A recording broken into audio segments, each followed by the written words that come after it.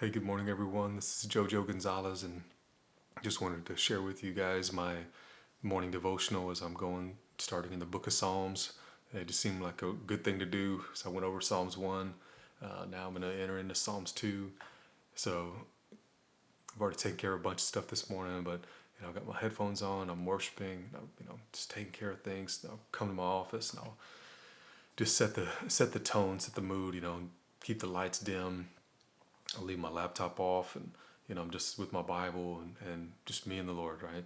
And then I'll open up to Psalm 2, and I'll just start reading and just start really thinking about what does God have for me, and today's psalm is a good one. It's Psalms 2. It's the reign of the Lord's anointed, and it's about leaders and rulers and peoples, and how they flare up and they say so much, like in anger, and let's read it and we'll go through it. Psalm 1 says, why do the nations rage? Why do they get so noisy? Why do they get so, they talk so much and so loud? And it says, now all the peoples plot in vain. And of course, this is talking about people plotting against each other, plotting against making plans for themselves, maybe even plotting against the Lord. Um, Verse 2 says, the kings of the earth set themselves. That means they start kind of positioning themselves, and the rulers take counsel together against the Lord and against his anointed.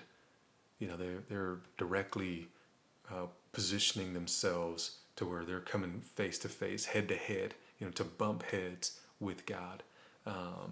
And they say, let us burst their bonds apart and cast their cords from us. He's like, man, let's get rid of all that quote unquote junk, with Christianity and religion and whatever it is. And you do see this quite a bit. People, they want to make their own rules, and what's right, what's wrong, especially with governments and leaders. And they start questioning that. It's like, well, why do we need God? What do we need that for? But verse 4 says, he who sits in the heavens laughs, and the Lord holds them in derision, which is like contempt, almost maybe in a comical sense.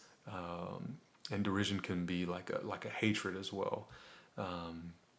It's a combination, I guess, of both. And then verse 5 says, then he will speak to them in his wrath. We all know, just the attributes of God. He has that wrath, against unrighteousness, and terrify them in his fury, saying, as for me, he says, I have set my king. And nobody wants to hear that they're being replaced by another ruler, right? But this is Jesus Christ. He says, on Zion, my holy hill, and God has established Jesus Christ's reign and rule forever and ever and ever. No matter how the nations rage and want to change that, nothing's going to change Jesus Christ being King of Kings and Lord of Lords. Verse 7 says, I will tell of the decree the Lord said to me, you are my son. Today I have begotten you. And that's us speaking. We're going to go out and tell people about Jesus Christ. And it says, ask me, and I will make the nations your heritage and the ends of the earth your possession. God says all you have to do is ask, man, and we'll make the nation your heritage. So I'm saying, pray for this land, pray for these people, pray for these countries. And he says in verse 9, he says, you shall break them with a rod of iron and dash them in pieces like a potter's vessel. And break them means just kind of, breaking their will, or changing them, and dash their beliefs, dash their system into a bunch of pieces, just changing everything, just throwing everything they knew out the window. And he did. Jesus says, hey, well, the law says, you shall not murder, but I'm telling you, if you hate someone in your heart, you've already committed murder. Nobody had ever thought of anything like that. Nobody had ever even considered that. But God and Christ, they want to know what's in your heart. And let's keep going. He says, now therefore, so he's talking back to the kings of the earth. Now therefore, O kings, it says, be wise. Just like I've teach, it's the foolish, the evil, and the wise. Right now they're acting evil and they're suppressing God, and they're suppressing Jesus Christ. And now he's telling them, change your ways. Be wise. Be warned, O rulers of the earth. So that's a message to us. How do you apply that to your life? Are you suppressing the things of the Lord, or the things that you've learned, or the things of God, to act evil or even foolish? Are you denying them, saying, well, that doesn't apply to me? Right here, we're being warned. They're just like they're being warned. We should be listening and say, no, I should act wisely with what God is teaching me and telling me, and act on those things. So look at your life today as you're going through it. Consider and pray. It's like, Lord, tell me about those things that I need to change in the way I think, in the way, and what's coming out of my heart, what's coming out of my mouth. And then verse 11 says, serve the Lord with fear. Serve the Lord with fear. It's not an easy thing to follow every step of the way, being in right standing with the Lord. And it says, and rejoice with trembling. So just be sure, that you're in the right spot before you, start, we did it. It's like, now Christ did it. Jesus Christ did it. He lets us kind of be a part of those things.